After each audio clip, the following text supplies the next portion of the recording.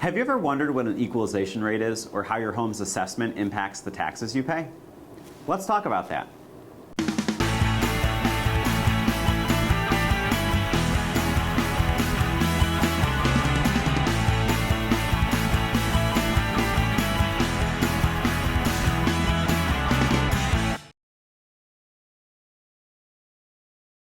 Hello HF-L Cougars, and welcome back to Season 3, Episode 2 of HF-L Oversimplified, our award-winning video series where we simplify elements of our school budget, from where the money comes from to where it goes and how it affects you, the taxpayer. Last week we learned about property taxes and tax rates. Today we're going to expand and discuss the remaining pieces of the property tax equation, assessments and equalization rates.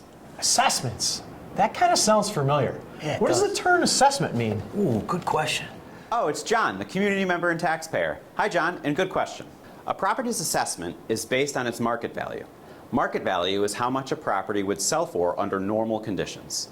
Assessments are determined by the assessor, a local official who independently estimates the value of the properties located in a city, town, or village. Once the assessor estimates the value of a property, its total assessment is calculated by multiplying the market value by the uniform percentage for the municipality. New York State law requires all property in a municipality to be assessed at the same uniform percentage of value. Let me ask the next one. You asked them before. So do all municipalities have the same uniform percentage? I was thinking the same thing. Yeah, like home and away uniforms? Yes! Okay. Oh, it's Brian, the community member and taxpayer. Hi Brian, and good question. No. Each year, the New York State Office of Real Property Tax Services administers an equalization program to assure equitable property tax allocations among the nearly 4,000 taxing jurisdictions in New York State, and they calculate equalization rates for the 1,200 assessing areas in the state. Equalization rate. What's that? I think that means we're not the same height. The equalization rate measures a municipality's level of assessment. This is the ratio of the total assessed value divided by the total market value. The municipality determines the assessed value, and the market value is determined by the state. An equalization rate of 100 means that the municipality is assessing properties at 100% of market value. An equalization rate less than 100 means that the municipality's total market value is greater than its assessed value. So I have a question. How do equalization rates relate to school property taxes? You think you know that? Equalization. I don't know. The equalization rate is used to estimate the total market value of a taxing jurisdiction. Each municipality determines its own level of assessment.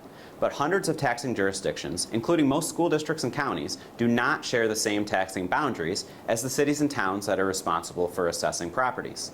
Here in HF-L, our school boundaries cross 3 counties and 9 different towns. In order for us to fairly distribute our property tax levy among multiple municipalities, the level of assessment of each municipality has to be equalized to the full market value. Once the full market value of each municipality has been determined, the levy is divided in proportion to the total market value of every municipality in our school district. This allows for an equitable distribution of taxes. So does every municipality in our district have the same tax rate? Even I know that answer. What is it? Let's ask Colin. No, each municipality has a tax rate that is unique to them. Last week we learned that tax rates are expressed as a percentage per $1,000 of assessed value. Here at HF-L, the 9 towns in our district have tax rates that range between $17.72 per thousand to $26.05 per thousand.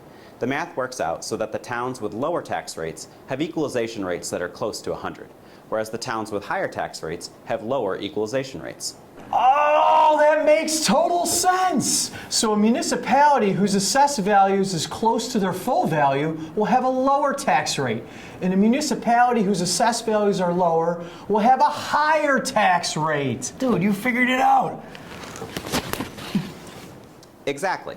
If your home's assessed value is lower than its market value, then your town's equalization rate ensures that your tax burden proportionately compares to the other municipalities within the school district. John, can I ask the final question? Go for it. This all seems pretty complicated. What does all this have to do with the school budget? Another good question, and I agree, it is complicated. The only component of this equation that the district controls is the tax levy. The total amount of non-tax revenue is subtracted from the budget, and the remaining amount must be raised by property owners within the municipality. This is referred to as the tax levy. Here at HF-L, our tax levy is approximately $32 million. It is the largest source of revenue for the district, accounting for 54% of our district's total revenue. When voters are asked to vote on the school budget, they're giving the district authorization to levy taxes up to a certain amount. How that impacts each individual taxpayer, like yourself, depends on where you live, what your home's assessed value is, and what your municipality's equalization rate is. And now that you know more about assessments, tax rates, and equalization rates, you know more about how it specifically impacts you and your home. Now I understand. Colin, thanks for the information. I can't wait to open up my tax bill and actually understand what I'm reading. I might even have a smile with it. Join us next week when we oversimplify our instructional program. See you next time, Cougars.